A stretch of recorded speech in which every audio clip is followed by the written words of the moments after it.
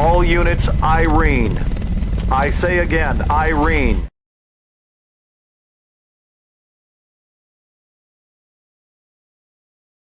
Finding sports and recreational activities that are both fun and accommodating for individuals with disabilities can be a challenge. It is important to have an environment in which they can experience success, make friends, and where the sport or recreational activity is modified to fit the individual's unique abilities. Read our Adaptive Sports and Recreation issue for free by going to www.epmagazine.com and signing up for EP for free. The first generation of Fight Camp revolutionized the at-home boxing game by allowing you to track your punches and your output in real time and see your long-term progress. And after years of learning, research, and feedback, we went back to the drawing board to bring you, drum roll please, the new Fight Camp Experience console. With this upgraded experience, you can now access the next level of Fight Camp. Starting with partner workouts. No need for just one person. You can now have another person work out with you. And our console does hold up to 4 trackers. An updated round-by-round scoring and punch goals, plus celebrations of new achievements to keep you motivated. A new look and feel on your live screen. You also will have simplified streaming, an easy step-by-step setup for a seamless experience. The console itself is also a charging dock, so you never have to worry about losing your trackers or them dying. As soon as you're done, stick them on it and you're good to go. Connect directly through an Ethernet cable if needed. And it's optimized for multiple accounts. In summary, if you like the first generation of Fight Camp, then you are going to love the new Fight Camp experience. So if you want more information, make sure you go to joinfightcamp.com to upgrade your experience today. This is Fight Camp, an interactive training camp from the comfort of your own home. Tutorials and guided paths walk you step by step through the basics and sharpen your technique over time. Punch tracking technology and leaderboards provide you built-in motivation to help you hit your goals. Learn more at fightcamp.com. The brain to perfect the body. Am I under arrest? You've assaulted an innocent man in front of his wife and baby girl. Do you remember any of that? Does the defendant have any priors? Resisting arrest, DUI, assault. My client has been awarded a Purple Heart and a Bronze Star Medal for his combat service. I'm ordering you to undergo a 60-day outpatient rehabilitation program. Good luck. Nah, I'm not doing that. Do you know what the VA's put me through? If you have a brain in your head, you're going to listen to me right now. Because the next time you try to provoke a lethal response from law enforcement, you might not have an angel sitting on your shoulder. The courts think that you're gonna fix me. I hate to disappoint you, but I can't fix you. That's your job, not mine. Did you know that your father got out? He's a dangerous man, Calvin. Be careful. We came back and they spat on us at the airport. No homecoming parade, no celebrations. You can't pretend like you have any idea what it's like to be in combat. No, but what I do know is this field of work that I've dedicated my life to has helped a lot of people. When you got back, something was different. It wasn't that you'd changed. You'd been replaced. You lose your morality when you go to war. And the hard part is coming back to a civilian society that doesn't have any idea what's going on in your head. It's hard to believe my enemy is the man I used to be. I bet you wonder, where's my tribe? And I ain't talking about no friendship neither. I'm talking about brotherhood. What is it that you truly want, Calvin? I just want to wake up in the morning and feel something. My pain is relative, son. Sometimes we gotta fall apart to find ourselves all over again.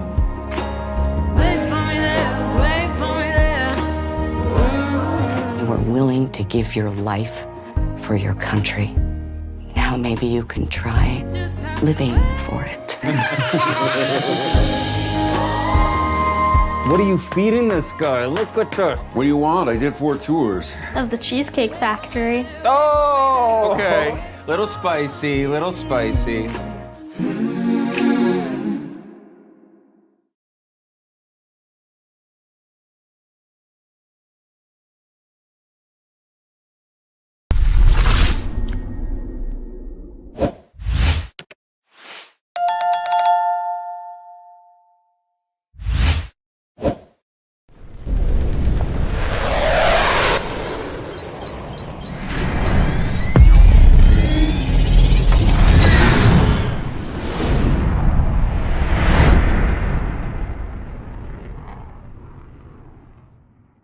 The movie, music, news, television promos, trailers, and videos used by Oscar Mike Radio are protected by the Fair Use Act. Section 107 of the Copyright Act. 1. The purpose and character of the use, including whether such use is of commercial nature or is for non-profit educational purposes. 2. The nature of the copyrighted work. 3. The amount and substantiality of the portion used in relation to the copyrighted work as a whole. 4. The effect of the use upon the potential market for or value of the copyrighted work. What does a life after service look like? Kicking back? Taking it easy? We believe it looks a little different. It looks like leading for all veterans, helping shape policies to make certain they get the benefits they've earned, and ensuring every veteran's voice is heard. It looks like advancing to meet today's veterans where they are, lifting them up, and strengthening the bond that unites us. It looks like rolling up our sleeves, serving those in need, and cleaning up our communities to make them better for everyone. Because a veteran's mission never truly ends, and neither does ours. The VFW, still leading, still advancing, still serving. Get involved at stillserving.org.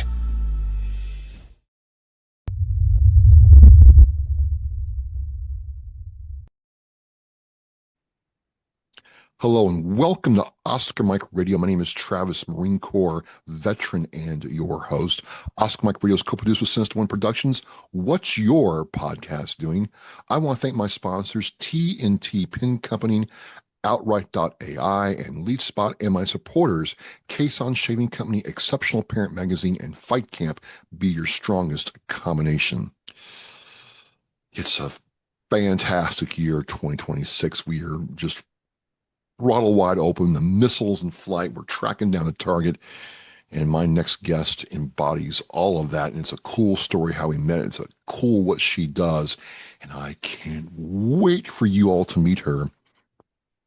I'm not gonna do it. Julie Austin, senior officer, business owner, podcaster, baseball coach, exceptional mom extraordinaire. Welcome to Oscar Mike Radio. Thank you, Travis. Thank you for having me. And I appreciate you not calling me ma'am and calling me Julie. It's hard. Because I am retired and do not see myself as an Army officer anymore. So I just want to be one of the people. One of the people. It's hard. You got to understand it's hard, but I'll do it. I'll do it just for you. Thank you. All right. We had a cool, origin story. And we became part of this Triforce, not a dynamic duo, because, we had, the other veteran there helping us out. I forget her name. Ashley. Thank you. Yeah, Ashley. Jesus. I'm so excited. Sorry, Ashley. You're imprinted on my mind forever. But it was a Triforce. It wasn't a dynamic duo. It was a Triforce. And there we were, Military Creator Con in Arlington, Texas, doing it. And ladies and gentlemen, I had never met Julie in my life. I had no idea what was underneath the hood here, but just very quietly and smoothly kind of came in, and things started getting organized and things started happening. And I'm like, this is pretty cool. I need to get to know her. And then she started talking to me, and for whatever reason, I have no idea why, she decided I was pretty okay. Here we are. And so now we're talking about her military history. We're going to talk about her podcast. We're going to talk about her business. These kind of things were cool because, again, we didn't know each other. We met at this conference, and conferences are hit or miss for me, honestly. But, it was funny because we weren't actually doing a panel together. We weren't doing a speech together. We were working the registration gift table, and that's how we kind of gelled. And so it was very cool in that respect, that it was a different way to meet somebody at a conference. So here you are, you're on the show now. I'm so excited. Yes. And I would just want to add one thing that I don't know if either of us knew that we were going to be working at the registration gift table. I think Mara just kind of looked like she was overwhelmed and needed help. And we were both, the two of us and Ashley were like, okay, we're going to help you because you look like you need it. So shout out to Mara for needing help because if without that, we would not be here today or been able to sit and talk a lot during that great conference and that weekend. So I appreciate that. Absolutely, absolutely. So you served in the Army. Tell me about, you're in the Army now. You're not behind a plow. Yeah. You'll never get rich, digging a ditch. You're in the Army now. How did that start? Okay, so I'll go back a little ways. So I am a military child. Both of my parents served in the military. I don't usually talk about this a lot, but I'll talk about it with you, Travis. So my dad was drafted for Vietnam. He served in Vietnam, and he served first enlisted, and then they said that he was smart, and they sent him to engineer OCS, which is a pretty cool story. So he did engineer OCS at Fort Belvoir, Virginia, which is also my last duty station in the Army. So he went to engineer OCS, became an engineer officer. He is in the Engineer Hall of Fame, and he retired after 33 years from the North Carolina National Guard as a colonel. And then my parents met in the North Carolina National Guard, and my mom is the first female general officer for the North Carolina National Guard, Major General retired Elizabeth Austin. And she made history as the first female general in North Carolina National Guard and retired as a two-star. So my parents, both military, so I am a military child. I tell people, yes, I served in the Army for 20 years myself on active duty, but really I've served for 42 years because my whole life has been the Army. I never wanted to go in the Army. When I was graduating high school, all I ever wanted to do was play sports, play soccer. I was recruited for a bunch of different teams to go play soccer. I ended up going to the Citadel because I knew it was the only place that I would probably actually graduate college in 4 years because I needed structure and I needed discipline. So I went to the Citadel on a soccer scholarship, joined, contracted as a cadet my junior year because I wanted to figure out how really what I want to do is I was a sports management major and I wanted to be a sports agent. That's why I went to college. And I didn't know how I was going to pay for law school. And so Army ROTC got me. They're like, hey, come if you do 3 years, the Army will pay for you to go to law school. So I did. Went in the Army as a military police officer. First duty station was Fort Campbell, which was also my dad's first duty station. So a pretty cool story there. And then ended up loving it and stayed for 20 years and finished my time in the Army as a battalion commander, director of emergency services at Fort Belvoir, Virginia. Here just recently, just finished my time. So that's my Army origin story and why I joined the Army and all of that in between, I guess. Wow. Let me say it backwards. Wow. But more than that, I mean, it must have been something going in the Army and then realizing, oh yeah, I mean, my parents set the bar pretty high. And but you also had the benefit, a lot of women go into the military and don't have that close mentorship example to follow. I'm just curious, how did you and your mother interact during your time in the Army? Was she a guiding light, or was she like, you know what, you got to figure it out, kid? So we really didn't talk a lot about Army. Yeah.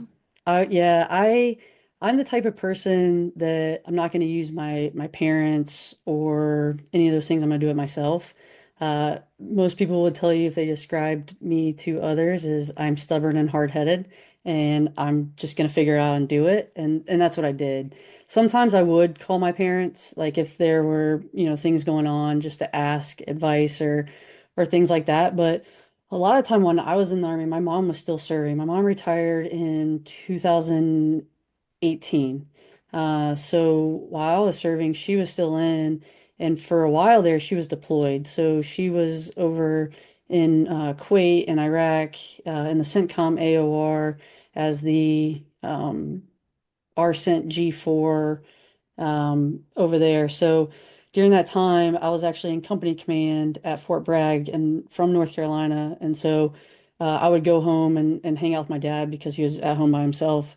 But really, like, we didn't have a lot of opportunities to talk necessarily about military things. But the one thing I will say about it is I was a battalion S3 or XO, I can't remember which one, but we did an exercise down in Anniston, Alabama. And so when my mom came in the military, it was during the Women's Army Corps. Like that's when she came in the military. Wow. And things I didn't know was that where the women went when they first came in, when you're part of the WAC, was in Anniston, Alabama. God, what's that base called now? I can't remember. Fort McClellan. That's it. Fort McClellan, Alabama. And so we were down there at Fort McClellan for an exercise, and there's the WAC chapel and the barracks and all that stuff. So I sent a picture to my mom, and I was like, because she had told me like she was at Fort McClellan, and I sent that to her, and she was like, "Oh my gosh, that's bringing back so many memories." That's where I did boot camp because my mom went through basic training and AIT and all that, and that's where she went, was for the Women's Army Corps, was at Fort McClellan. So I'd sent her like a picture. We had to go to like the chapel, and I sent her a picture, and she was like, "I used to go in there to hide sometimes, just to like figure myself out." And so it was really cool, like a full circle moment, because at that moment she was already retired, and it was just it was something that like I never thought until I was sitting there in that chapel, and I had sent it to her to think back, 40 years ago, my mom was sitting here as a private coming into the Army, not a lot of women, still part of the Women Army Corps, and then where she went from there, and then where she went and retired as a two-star general. So pretty cool story, but we just really didn't talk about it. And it's just one of those things like, they did their career, I'll do my career, and we'll see how it all ends. We could, spend a whole podcast just on you developing your leadership style, leadership challenges, things that, officers have to do. It's not easy being an officer, is it? No, it's not. I think a lot of people think it is. There are things that are easier, right? I think both enlisted, there's easier things, officers, there's easier things, but I think for officers, it's you have to know who you are to be a good leader, and it's hard sometimes to develop that quality and to know who you are as a brand new second lieutenant. And a lot of times it takes other officers, other NCOs to help you figure out who you are and the leader that you're going to be. And one of the things that knowing some officers, some majors, lieutenant colonels, is the one aspect is, okay, it might be a sergeant, or in my case, a lance corporal like myself, doing that activity. But I didn't realize until I started talking to some of you all that, yeah, I'm doing it. I'm turning the wrench, I'm running the cable, I'm engaging the aircraft. But that officer is truly on the hook for everything I do. We might not hear about the enlisted side, but make no mistake, that officer is taking the brunt of the consequences before it rolls downhill. And it really kind of changed how I thought, why some officers wanted checklists done, why, things had to be explained the way they are, why things took as long. And, I'm curious, just for the sake of this one podcast, what is your leadership style, and how do you approach leadership as a person now and as an officer? So for me, the way I've always approached leadership, and it's something that my dad taught me actually growing up, is that at the end of the day, we're all human beings. We all put our pants on the same way, one leg at a time. And so we're all behind the uniform, behind the rank, behind everything. There's a human being there. So I've always been the person to really try to get to know my people, and by getting to know them, understand how they tick, how they, want to be led. And by doing that, it's enabled me to build teams. That is my favorite part about being a leader, about being an officer, is building a team to accomplish the mission. So the only way I know and the way I do it as a leader is by getting to know the human, the person behind the uniform, so that I understand what are their strengths, what are their weaknesses, and then how does that then build into the team that we need to be able to accomplish the mission that's at hand. Whether we're a private or a general, We all come in the military and we all get out. And I think we joked during the conference, and like, officers have it so easy. There's a limo pulls up with a, red carpet and, horns like, I'm out, I'm here. Jobs just come out of thin air. And I could be wrong in your case, but I think, you had a chuckle like you are now. But seriously, what was the transition experience like? So for me, the transition has been really interesting. I would tell your listeners and followers, if they're out there and they're thinking about transition, don't transition out of a hard job like I did. So my transition was difficult because I was in battalion command, and I was also the director of emergency services for Fort Belvoir. So there was a lot of things that people needed me for, and there wasn't a lot of time for me to take care of me and my transition process. So things like, we have the transition assistance program now. So yeah, I was able to do it. Was I able to really be present for it? No, not really, because I was getting phone calls or having to answer emails or whatever it may be. So I would just, for me, transition was difficult in that aspect of it, like the time that is needed to go through that process. But also for me, I'll say this is that I knew pretty early on in my battalion command time that I was going to retire after command. And so because I knew that, I was already thinking about, okay, what's the next thing that I'm going to do? And thinking about, okay, once I do transition out of this job and transition out of the Army, how am I going to set my family up for success? And that's always been the big thing for me is the day that you leave whatever branch of service it is that your family's standing next to you. And I wanted to make sure that I had everything set up for them to be able to, stand next to me, one, but two, for us to be successful during that transition. So, and that's where, just thinking about, okay, I know in 2 years I'm going to be transitioning out. So kind of sitting down with if you're married, sit down with your spouse, hey, this is what I'm going to do or I'm not going to do, and really outline what that looks like. And I think for me, that was beneficial because I wasn't able to take advantage of a lot of the transition assistance programs that are out there that the military offers because of my tight timeline and when I decided I was going to get out. One thing that came to mind as we talked in Arlington and now is you have a sports background, you have a management background, you have legal background, you have done disaster preparation, so on and so forth. It wasn't like you had one or two things to pick from. It seemed like you had a variety of things that you could have gone into. Did it almost seem like it was an overwhelming choice to pick one thing, or was it just, you know what, I want to transition out, catch my breath, and figure it out? I think for me, it's been I want to transition out, catch my breath, and figure it out. And I've also, for me, so my number one priority in transition is my family. Okay. So my wife Katie, she still has 6 years left. We have a 3-year-old son, and so the thing for us is I want to be present for my family. I want to be able to pick Atlas up from daycare early and take him places. So it is, I want to be able to sit still. I'm not very good at sitting still, but I want to be able to sit, catch my breath, and You made me tired in Arlington, do Julie. the things that I want to do. And that's where, yeah, there's a lot of things I can do. And I know they're there if I want to do them, but I want to do something that I'm passionate about. And that's what's really driving me now, after transitioning is doing the things that I'm passionate about, which is one, my family, but then two, the veteran and military community.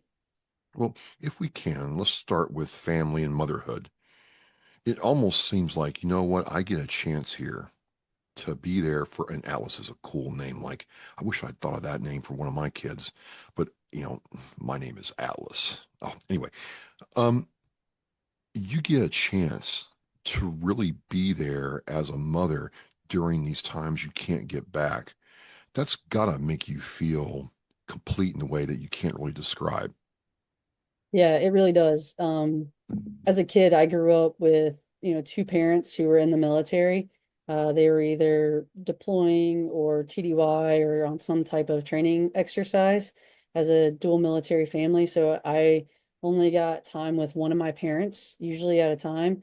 And so now for me, and the reason Katie and I want to have kids later in life is so that we could be there for our kids and experience it with them and not be, running around on the next deployment or on the next TDY or whatever it may be, but to really be present and be there for our kids. And so that's, we today we had baseball practice, his opening day, and we're both coaching his team. And it's exciting, it's fun, and we're able to really be present and be there with him as he's growing up. And that's why I retired is to be able to do that and be there for my family. You can't get that first opening day T-ball game back, can you, if you'd missed it? Nope, you can't. And how, if I may ask, how old's your son? He's 3. Oh, it's almost the best, right? They don't really know what's going on, but they'll all chase the ball at the same time. It's Yeah. organized chaos. It's the best, isn't it? Yeah, it was pretty funny. Two kids collided and bounced off of each other, and like all the parents, we were just laughing. But it's one of those moments where you'll never forget it, like that first game, and just being able to be there, right? Because there's so many people out there who are serving our country who aren't able to do that. And for me, I just feel very lucky that I am able to do that, and I am able to be there with them, but also had a great career prior to that. So you're out, you're doing, spousal duties, motherhood duties, you're doing all this, and then I meet her in Arlington, and she doesn't sit still, folks. I mean, it's Julie, it's almost incapable for you to sit still. I think you can't, but I can. I have no problem. But anyway, we're sitting there talking when you finally, took a minute to catch your breath, and you're telling me about this thing you were doing with dog tags ownership and why you felt that was so important for her, the veteran experience. And I was surprised at first because I thought, is this got to be some kind of nonprofit thing? This has got to be every veteran wants to do a nonprofit, which we'll talk about that later. But what led you to say, you know what, I've got time between all my things going on, my obligations and the things I want to do. What led you to explore this part of your life? So my friends and my family will tell you I get a lot of ideas, and believe it or not, it's part of my not being able to sit still, but I have a lot of ideas. Well, we were on vacation, or we were visiting some friends for Veterans Day weekend a few years ago, 2024, and driving. And this idea just popped in my head because I knew I just dropped my retirement papers, and I was like, I'm going to be transitioning soon. I have some businesses already, but I really want to learn more. And I know that there are others out there that want to learn more about business ownership after transitioning. So I did some research, couldn't find really anything out there already that was a one-stop shop type thing to help those transitioning, one with transition, but also getting into business ownership. And so the idea popped in my head. I'm a consumer of podcasts, and I was like, let's start a podcast. So I texted one of my best friends that I met as a second lieutenant at Fort Campbell, Matt Kane, and I texted him and said, hey, we're going to start a podcast. And it's going to be called Dog Tags Ownership, and we are going to become the one-stop shop for military members, veterans, military connected, who want to get into entrepreneurship and business ownership. He texted me back and was like, what are you talking about? Is this another one of your stupid ideas that's never going to actually go? And so everybody, his wife, my wife, we're all laughing. We're in a group text, and so everybody just thought okay, this is one of Julie's ideas. It's not going to go anywhere. I ended up buying podcasting equipment, booking our first guest, and he was like, oh crap, this is real. And I was like, yes, it is real. We are doing this. We did some introductory calls with a few folks. And I'll give a big shout out here to Joe Byerly. I emailed Joe. Joe called me. Him and I talked for an hour about starting a podcast, and he really like helped me with it. And then I said, all right, Matt, July 7th, it was the first Tuesday, I think it was July 7th or January 7th of 2025. That's going to be our first episode. And so we dropped our first episode.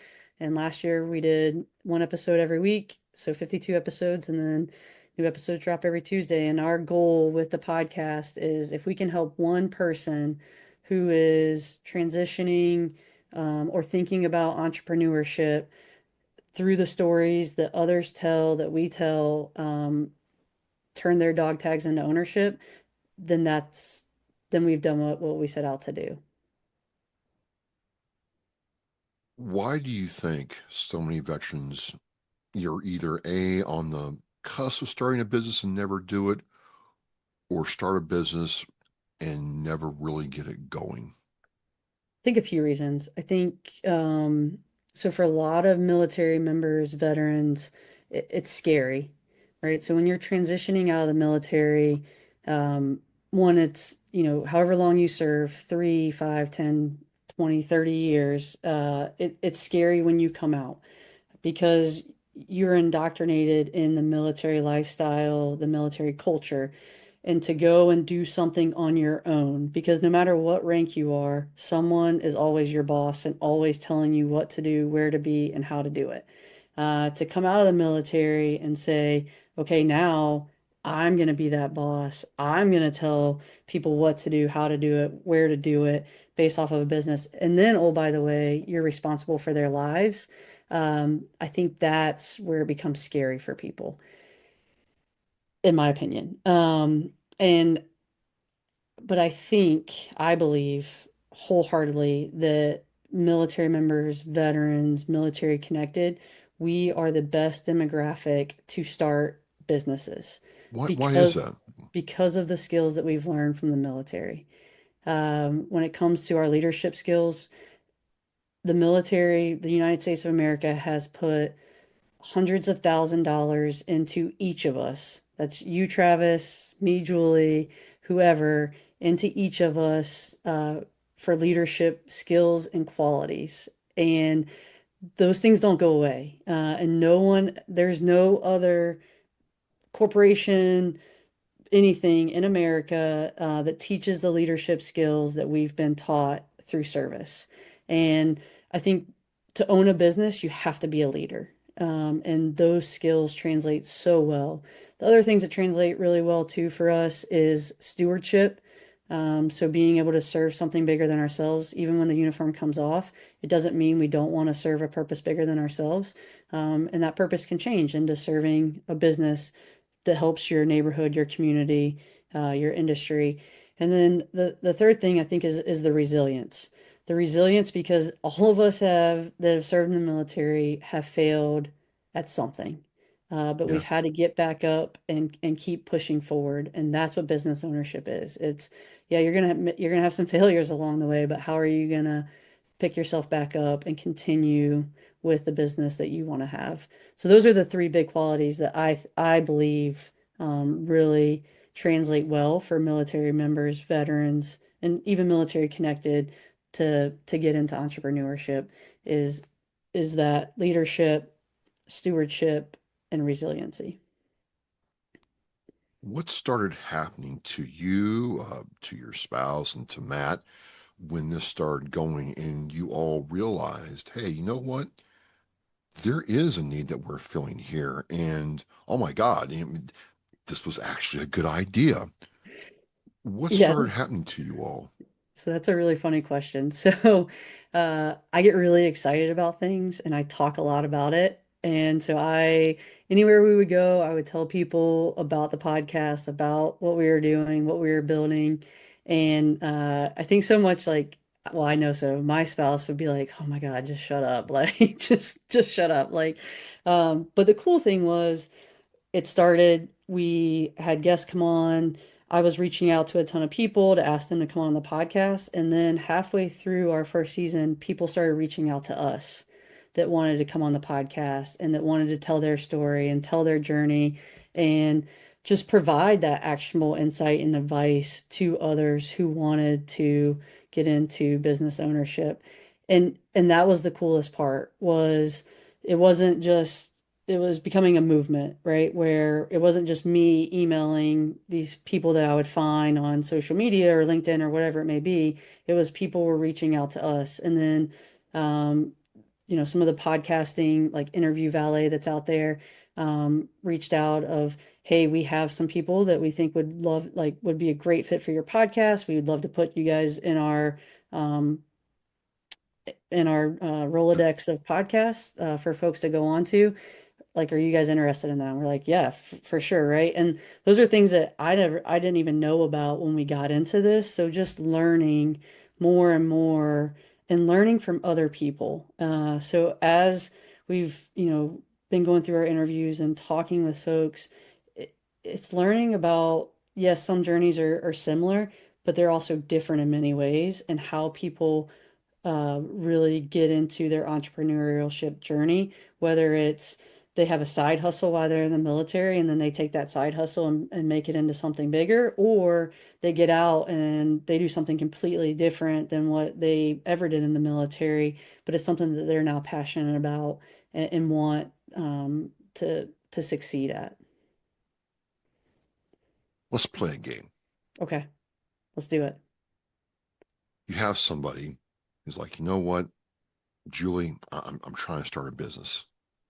And they come to you and they say, you know what, I got an idea to start this card business because I got so upset when I realized, Hallmark cards at $7 a pop, Julie, $7 a pop are made in China. And I don't know anything about business. I don't know anything about cards. I just want to do it. I've done a couple of mocks. I've gotten some people to buy cards. When someone comes to you and says, hey, I've got this idea, I want to get it going, what's the first things you start looking for? What's the best practices? How should we structure what we're trying to do? So I'm going to use your example, but I think it depends on the business and how you should structure it. But for you, right, with the card, we'll use the card example. Yeah. So for you, I would say, hey, that should be a sole proprietary business, right? Set that up. Use one of the great services that are out there to help you set up that sole proprietary business. You can go through the VA. They can help you set that up for free. Or there's some great apps out there. I use in business, not trying to plug them, but that's who I use to set up all my LLCs.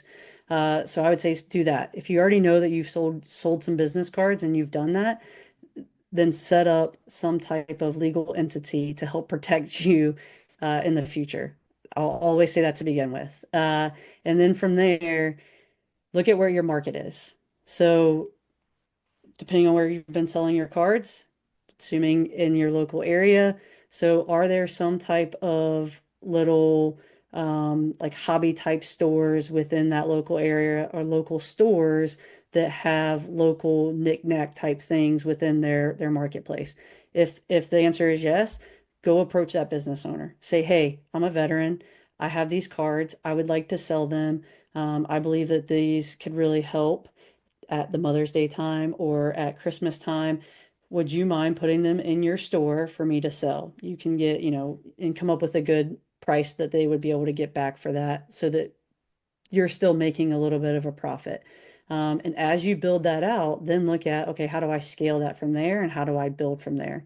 If you want to go national, or if you want to go statewide, then you're going to have to look at, how do you scale to build more cards, or to produce more cards in mass, not Massachusetts, in mass, to be able to get them out into stores or retailers across the state.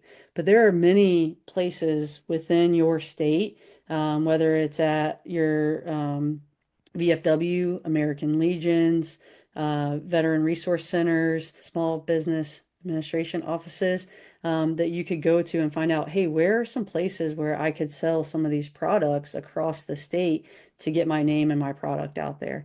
So that's how I would do it. And then a lot of it is about networking. We had the former Secretary of the Army, the Honorable Patrick Murphy, on our podcast this year. And his big takeaway that he said when we asked him, like, what's one piece of advice you would give people? And a lot of people say this, but it's your network is your net worth. So it's all about the networking opportunities to find the places to build and scale your business as you want to do that. Well, it sounds like determine what kind of business, whether it's an LLC, so proprietorship, S corp, and then get the legal stuff done first. All the boring stuff, get all that stuff done first, and then figure out where your market is, and then serve your market. And then it sounds like too that if we should look at resources from the VA and other veteran-centric resources to help us along. Yes, there are tons of resources that are out there that are to help veterans with entrepreneurship. And depending on the type of business that you want to do, there's also different types of loans and grants that you can tap into as a resource to help you build your business and also scale it. There's also other programs that are out there through IVMF, through Syracuse University, to have entrepreneurship programs. There's also the Disabled American Veterans, DAV. They run the Patriot Boot Camp. And so you can go there and learn about, your business and how to help improve your business. And there's some other ones out there as well that have different entrepreneurship programs to help veterans really turn their dog tags into ownership. So you've been at the podcast for what, almost a year and a half? Year and a half, yep. Fantastic. I mean, nicely done. In that time, has there been a story that has really stuck with you and given you a sense of like, we are definitely here for the right purpose? Someone came to you, came on your show, and you saw your idea work in real time. Yeah, so there's been I'm going to do two things here. I'm going to talk about two things. So Okay. we also host the last Thursday of every month at 8 p.m. Eastern. It's called Dog Tags Connect. It's a online Google Meet where anybody can come on, no slides, no agenda, just candid, honest conversations about business ownership. And during that time, over these past 6 months, we've done one every month. Actually, I take that back. We did not do one in June because of a lot of different things going on, but we've done, January, February, March, April, May, and then we'll start back up in July. So for those of you out there, if you want to join, let me know, send me an email, and I'll add you to the Google Meet. But during that time, we've had folks come on to Dog Tags Connect who had just an idea of a business. And from January to May, they have already set up their LLC, have a business plan, and are already networking and marketing their business for when they retire. So to us, that is a win.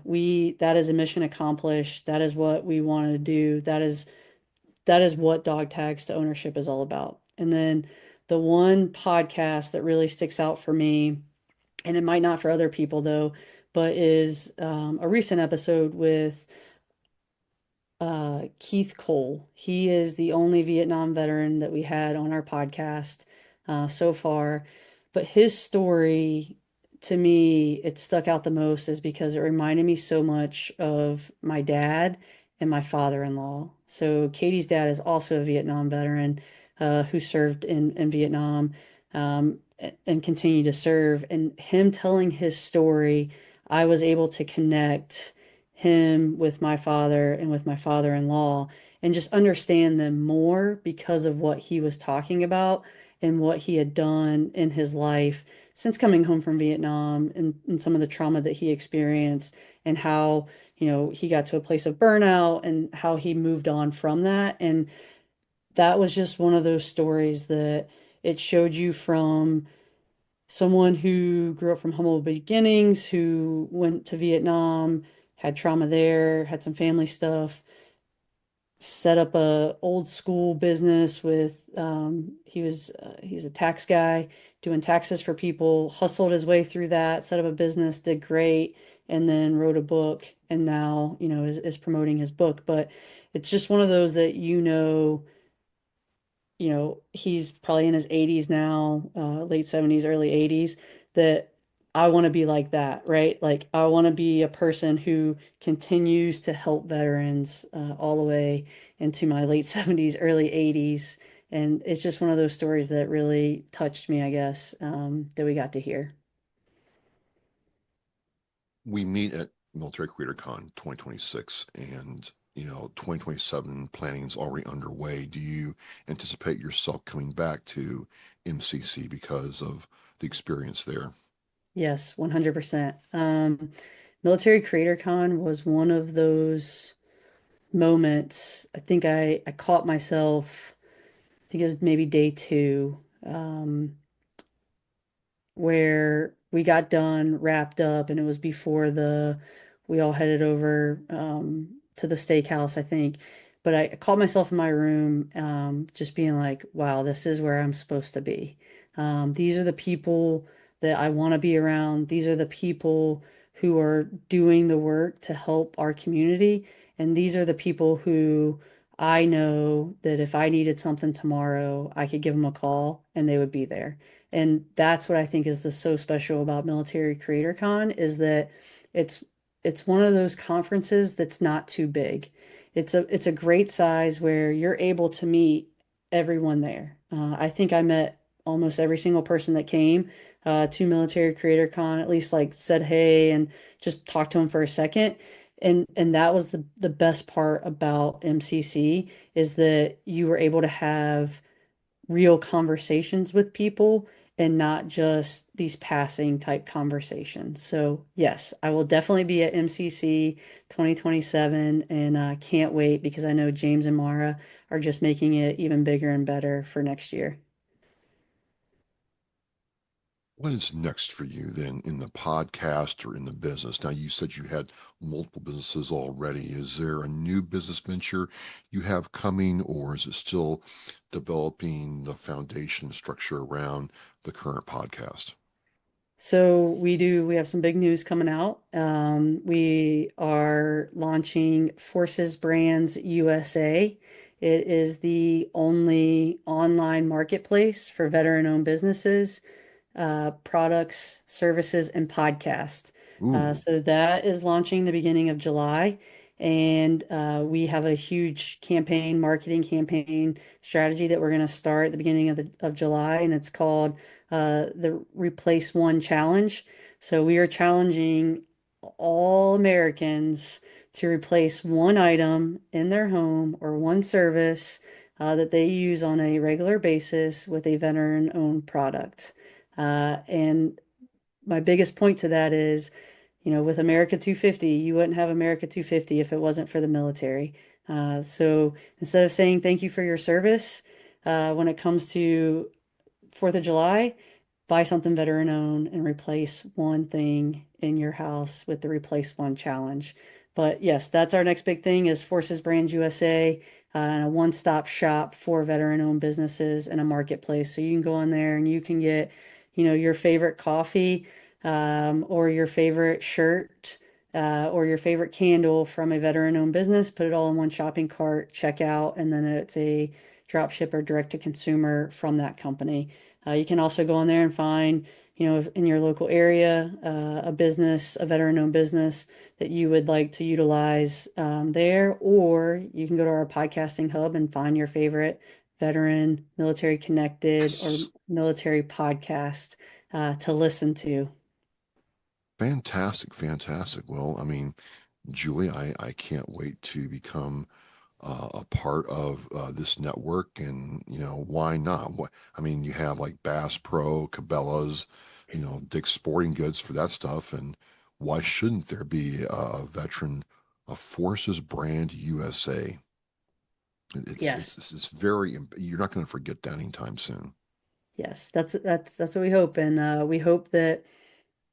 I hate to say hope because hope never gets you a lot of places, but we hope that we're able to show America what veterans really bring to the table, and the businesses that they bring and how they can really help build back our neighborhoods, our communities, and our industries, because veterans serve far after they take the uniform off. Absolutely, absolutely. How can people connect with Dog Tags to Ownership podcast, with you? What's the preferred way, Julie? So Dog Tags to Ownership, we have a website, it's dogtagsownership.com. You can go there. You can look us up on social media, Instagram, Facebook, TikTok, Dog Tags to Ownership. And you can reach out to me via email as well, Julie at dogtagsownership.com. We are always wanting to talk to others, hear your story, and learn more about your journey in turning your dog tags to ownership. And I would be remiss if I didn't say this. Dog tags to ownership has a two-pronged meaning. It's dog tags to ownership and yes, starting a business after the military, but it's also about owning your life after service. And for a lot of us out there, it's, that takes time. And so we want to hear those stories. We want to know how you are owning your life after service. And if you could be a help, or if someone needs help in that transition, we want to be there to help you with that. Fantastic, fantastic, Julie. Well, last question here. One can't help but notice that you're in your Washington Nationals gear. Yes. You're a diehard fan? I am. I am a diehard Washington sports fan. We have season tickets to the Washington Commanders. I don't want to hear anything from any of you Eagles, Cowboys fans. Boo. I don't know, Barry. If you're listening, Barry from MCC, yeah, Cowboys, whatever. But yes, huge Washington sports fan, huge Nats fan. We'll see. We're over 500 right now, though. We'll see how the season goes. We'll probably tank it after the All-Star break. Well, next time we meet in person, I will tell you a funny story about my first time at a Redskins game. Okay. So, we'll make a deal there. Ladies and gentlemen, again, just an example of a veteran who served, her country for a long period of time at a very high level, and then gets out and has an idea, like a lot of us veterans do, and then takes a process and follows it, and then is able to add value back to our community. Julie, I want to thank you so much for talking with me. And how crazy is it that just a simple conversation and, filling out some forms and doing the merch table led to this friendship. I'm just excited to see where this goes next. Same, Travis, and thank you for having me. I really appreciate it, and I love Oscar Mike Radio and what you're doing and how you're telling stories of our veterans as well. So thank you. Absolutely, absolutely. There you have it, folks. I will have all the links to Dog Tags to Ownership in the Oscar Mike Radio show post. If you're a veteran, check it out. And if you're not a veteran, look, come buy our stuff. We work very hard at it. Let's go. Let's do it in the USA, number 250. I'm going to be there, and I cannot wait to see what we do next. We're mission in flight. Every generation, every sacrifice. Our nation's service members have stood up for our freedom, our families, and our future. Now it's our turn to stand up for them. This year, you can honor their service in a deeply personal way by sponsoring a $17 Veterans Wreath. Each wreath is more than a symbol. It's a heartfelt tribute to the heroes who served and to the families who carry their legacy. Visit wreathsacrossamerica.org to sponsor a wreath today. This isn't just a wreath. It's a personal gift to an American hero. Thank you for listening and watching Oscar Mike Radio, where our active duty service members and veterans are in action and the mission is in flight.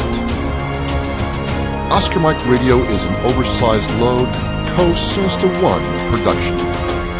If you are a veteran or know a veteran who needs help, please dial 988 and press 1 for the Veterans Crisis Line.